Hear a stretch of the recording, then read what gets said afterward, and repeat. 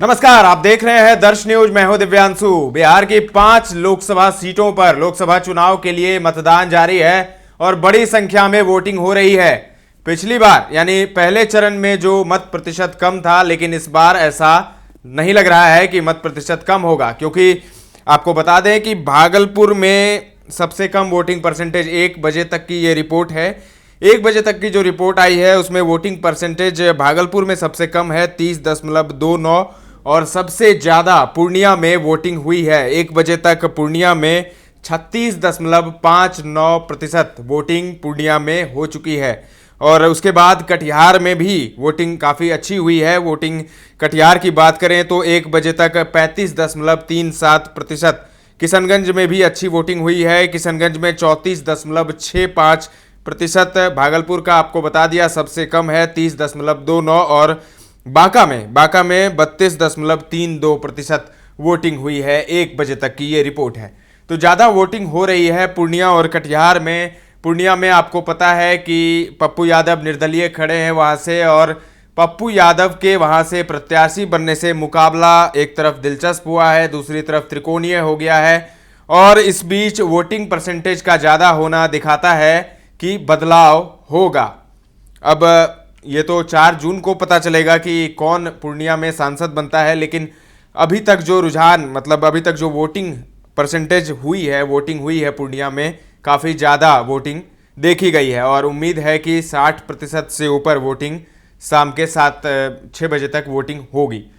बात करते हैं एक एक करके। भागलपुर 30.29% वोटिंग, सबसे कम यहाँ पर वोटिंग हुई है। भागलपुर लोकसभा निर्वाचन क्षेत्र गंगा नदी के दक्षिणी तट पर बसा हुआ है। राज्य के तीसरे बड़े शहर पर इस बार के लोकसभा चुनाव में सबकी नजरें हैं। दरअसल 1989 के दंगे के बाद कांग्रेस इस सीट पर मजबूती के साथ अपने प्रत्याशी उतारे हैं।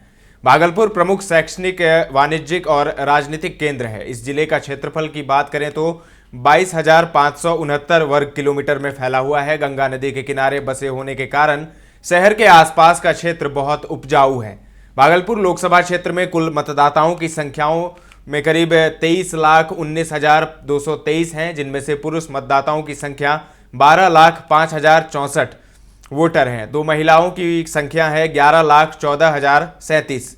भागलपुर लोकसभा सीट पर पहली बार साल 1951 में चुनाव हुआ था। भागलपुर लोकसभा क्षेत्र में बिहपुर, गोपालपुर, पीरपैंती, कहलगांव, भागलपुर और नाथनगर विधानसभा सीटें शामिल हैं।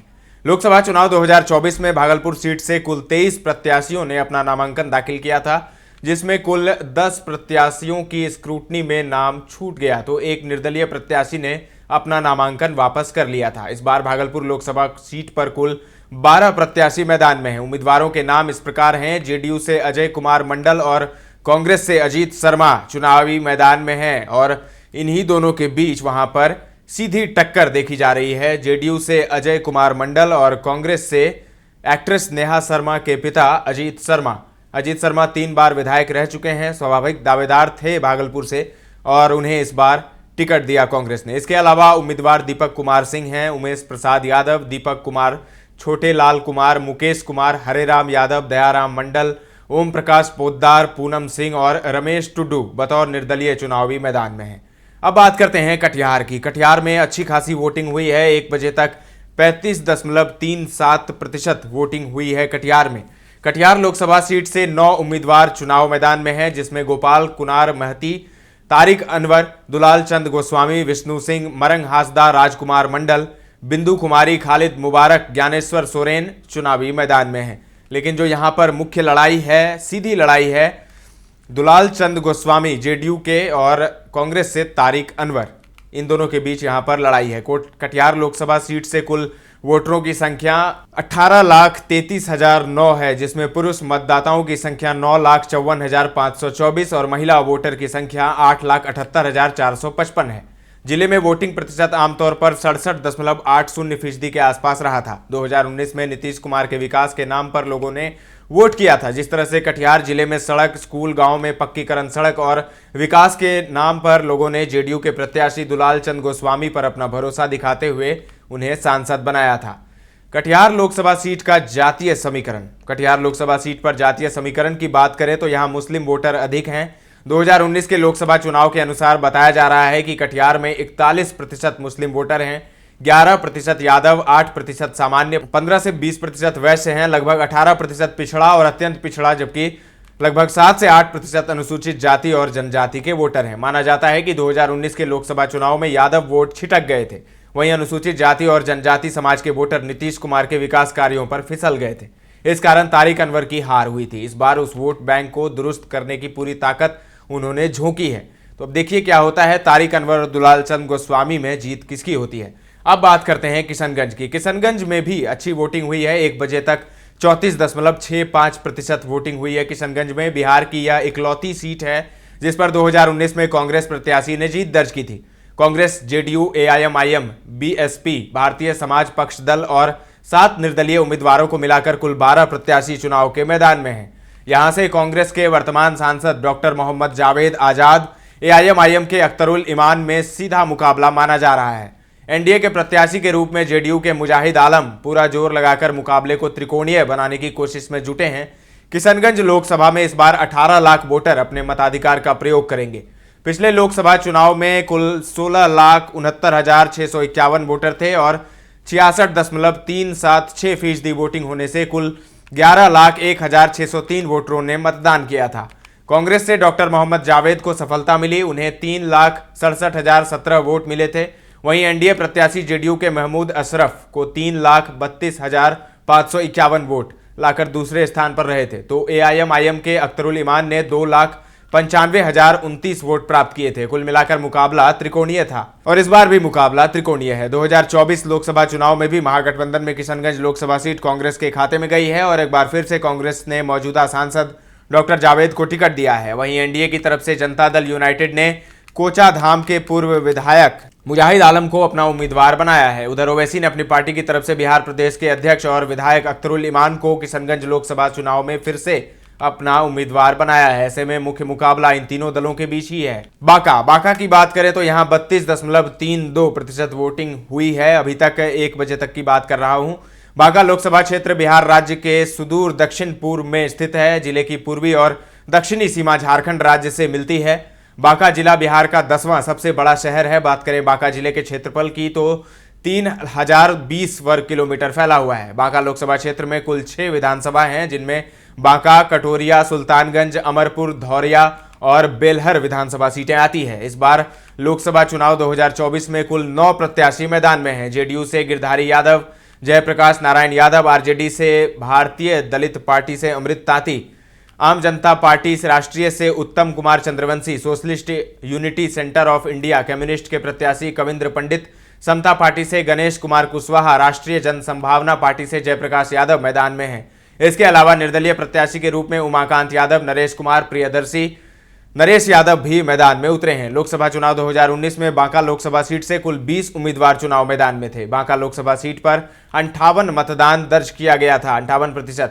बांका लोकसभा सीट पर एनडीए के जदयू प्रत्याशी गिरधारी यादव ने आरजेडी के प्रत्याशी जयप्रकाश नारायण यादव को हराकर लोकसभा सीट पर कब्जा किया था। जेडीयू के गिरधारी यादव ने 4,77,788 वोट मिले थे। तो वहीं राजद के जयप्रकाश नारायण यादव को 2,77,256 वोट के साथ दूसरे स्थान पर रहे थे और निर्दलीय उम्मीदवार स्वर्गीय दिग्विजय सिंह की धर्मपत्नी पुतुल कुमारी ने 1,03,729 वोट के साथ तीसरे स्थान पर हासिल की थी। बांका जिले की स्थापना 21 फरवरी 1991 को की गई थी। 2011 की जनगणना के अनुसार बांका लोकसभा क्षेत्र की कुल जनसंख्या 20,34,763 है। बांका लोकसभा क्षेत्र में कुल मतदाताओं की संख्याओं की बात करें तो करीब 14,99,801 वोटर हैं, जिनमें से पुरुष वोटरों की संख्या 7,93,009, तो महिला वोटर की संख्या 7,06,775, अन्य की संख्या 17 है। पूर्णिया की बात करते हैं। पूर्णिया में सबसे ज्यादा वोटिंग हुई है। 1 बजे तक 36.59% वोटिंग प्रतिशत रहा है, मत प्रतिशत। और पूर्णिया में बढ़ चढ़कर लोग वोट करने निकले हैं। और कल भी आपने देखा था जिस तरीके से पप्पू सिंह ने, पूर्व सांसद ने आह्वान किया था, लोगों से अपील की थी कि बढ़ चढ़कर हिस्सा लें वोटिंग में। और उसके बाद पप्पू यादव ने भी भावनात्मक रूप से एक वीडियो जारी किया था और उसमें भी उन्होंने वोटिंग ज़्यादा से ज़्यादा करने की बात कही थी। तो पूर्णिया में लगता है कि लोगों ने बात मानी है पप्पू सिंह की और ज़्यादा संख्या में निकले हैं वोटिंग करने के लिए। अभी भी जो तस्वीर आ रही है, लोग छाता लगाकर वोटिंग करने जा रहे हैं। कड़ी धूप है, पारा बहुत ज़्यादा है और इस वजह से कहा जा रहा था कि वोटिंग कम होगी, लेकिन वोटिंग अभी भी चल रही है। अच्छी खासी वोटिंग हो रही है। माना जा रहा है कि 60%, 65% से ज़्यादा वोटिंग होगी पूर्णिया में। 1957 में हुए दूसरे लोकसभा चुनाव में पूर्णिया सीट अस्तित्व में आई थी। इस चुनाव में कांग्रेस के फणी गोपाल सेन गुप्ता ने जीत दर्ज की थी। 2024 लोकसभा चुनाव के लिए इस सीट से जदयू के संतोष कुमार कुशवाहा, राजद से बीमा भारती और पप्पू यादव निर्दलीय के रूप में चुनाव मैदान में हैं।